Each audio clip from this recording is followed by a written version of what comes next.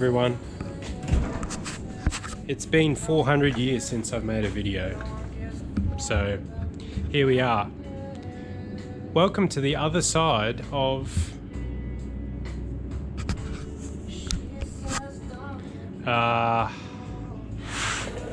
that's how long it's been.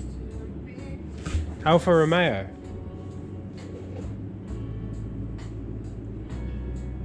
Well, this was a fantastic start to the video. Anyway, as you can see, I have cut out, well, this one was already, the car has been sandblasted and primed in the Resto Finish epoxy primer. And all this here is the bits that were covered, but I cut out. So here we have a front. This is the front piece that goes there. I've got the badge holes right at the top. I'll have to measure them and get the correct spacing in between for the new piece, which is here. So obviously I didn't need to cut out all of it. That's about where it sits. So we've got a few issues in the inner that I'm going to repair. The majority of this is good. There was that piece belonged there, and there was a bit of rust, a few rust holes there, so got that sorted. The underneath I've got to clean up yet. And on this side we've got this piece here which went there. I noticed there was a build-up of crap there, so I decided to cut a bit more out of it, and good thing I did because that's what's behind it. Got there, that's the step which goes right there, and the outer piece here which was like right there. Oh, that's the inner. So there's some remnants of it there, so that's all got to be sorted. Now, these things are prone to rust, and I can see why. Basically, there's no, this piece here folds all the way through and goes on the bottom, so there's 3 layers on the bottom, and nowhere for water to get out of, really, which is a little bit stupid. Oh my god. So I am going to work out a way of welding all 3 pieces together and having a way of water of getting out to the car, really. Yeah. Anyway, I will walk through that. And the final piece on this, the majority of it is in good nick. This piece was welded by someone previously. Nice reveal. We've got some, oh jeez, what, did they use a 3-phase MIG welder on this? 3-phase ultimate penetration. Some people don't know how to TIG, so they MIG. Let me say, there's nothing really wrong with this. But the issue is that they welded it up and just filled over it instead of cleaning it up a little bit. Over time this will obviously rust, but yeah, it's actually yeah, not the worst thing to happen. So what I'll be doing, when it comes to this spot, all these patches apart, well, you've got the replacement there and the replacement here for there, but everything else I'll be just making by hand, so getting the profile correct with the step on there. And then I'm going to weld it all in, and before, as I did on the other side, once these pieces have been welded, before I weld this piece on, I'm going to get in there with the don't know if you can see in there, a bit too dark. I'm going to get in there with the rust prevention and spray it all the way across so that though when I weld up around the outside of this, all the exposed welds on the inside will be coated in the rust prevention. So that will be great. So when it comes to this inner piece, I'm going to cut that out, remove, basically just get the bottom of it to prepare one piece, and then yeah, start layering them all on. But unlike the factory, I'll be putting plenty of coats of probably weld through primer in between each level, and that makes a barrier for water prevention, just in case the drain holes get blocked. So just a little bit of insurance. And yeah, so that's the update. I'm gonna set up the camera and yeah, get to work.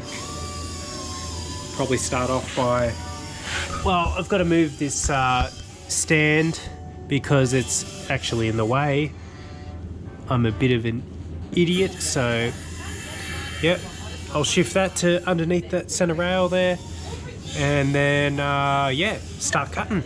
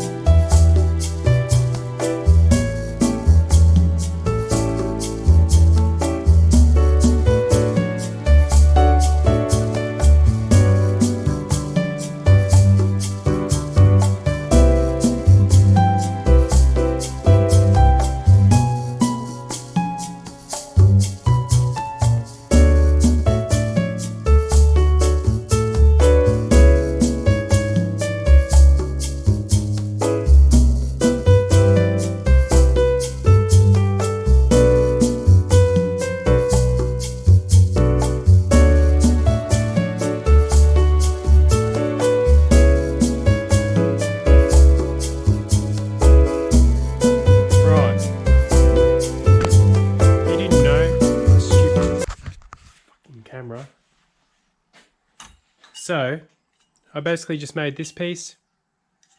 When the camera dropped down, basically I was just tapping this angle on there. So, and the curve on this curve that's along there, I basically just pressed it with my fingers, and a bit of assistance with the vise. Basically, if you want to put a gradual curve with what you got, if you only got a vise, that's all right. You just got to remember to do it slowly with your fingers. So you're just sliding it in and then just using your fingers and just giving it a massage back, moving it up, massage, massage, like that. And then that's what you can make gradual curves. Just got to be careful not to bend it too much, otherwise you ruin it. So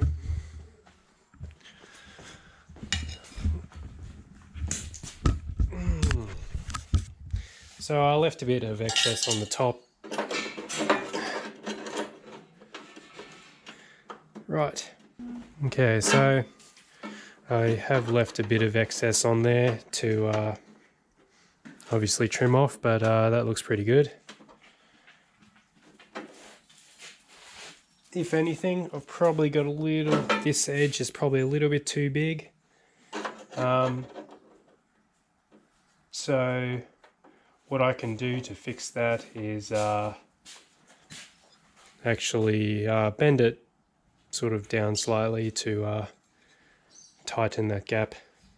But it's literally, it's probably only about 1 millimeter that I've got to come in. So once I tap that down, tighten that curve, it should be good. Because at the moment I've got quite a gradual, well, it's a bit tight, but gradual curve. But on this, it's actually just about a point. So needs to be wrapped around a bit more. But yeah, I'll quickly do that, and then yeah, on to the next thing.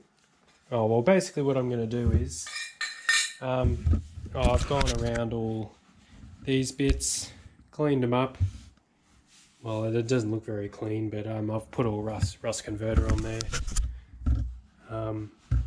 Cut this piece off. Get underneath there, you can see that gap. So I've got to close that gap basically.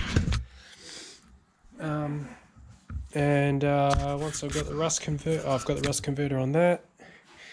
Should be dry soon. Well, I did this last night. That I did this morning, but I should be good to put on all the good metal. I should be good to put some probably some cold gal, some black on there, just to seal it up. And yeah, right, on to the next thing, I guess.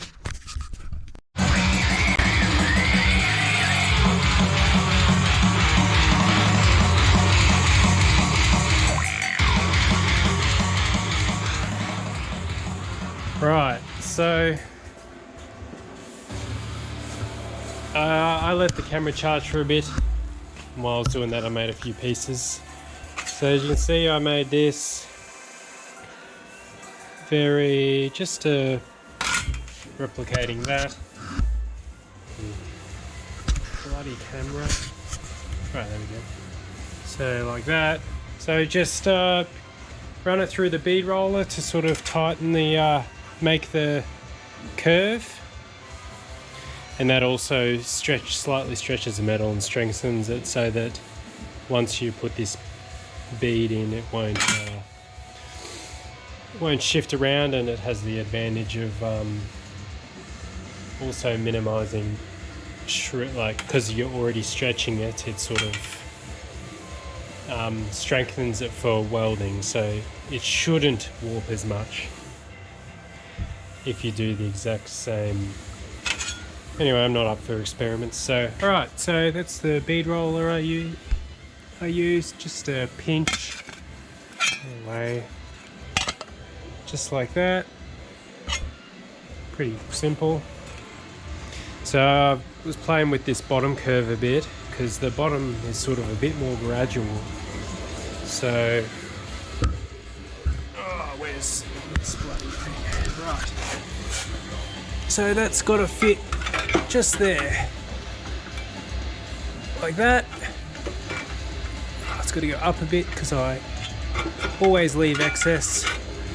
So this is actually a bit too tight, this curve, so I've got to try and replicate this one. So as you can see, it's sort of a bit more rounded.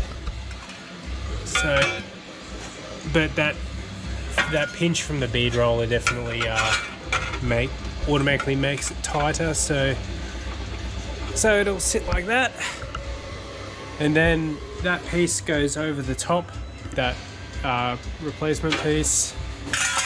I've made this little piece here to go there, weld that on, give it a bit more, since that's a structure, you really want to fill that in for extra support. And I also made this one here, which is the inner, to go in there, so it doesn't go inside of the it doesn't go over the top of the thing, it just meets up with the bottom of that. So I'll chuck that on, and then I will make this piece here. Obviously all this has to be, the rust is actually treated now, so I'll be right to spray some gal over the top in there before I weld that on. Everything's just been welded with copper, sprayed with copper spray. So that's good. Yeah, so once this piece is in, then this piece can really go over the top.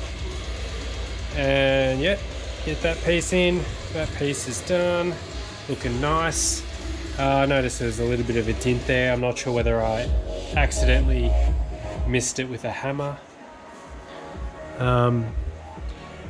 Dad's audio control skills are dog shit.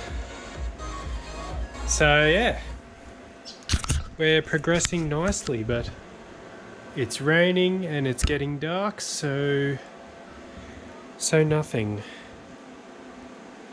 Yes, I have to go to table tennis soon, so that's probably it for today. I'll resume tomorrow.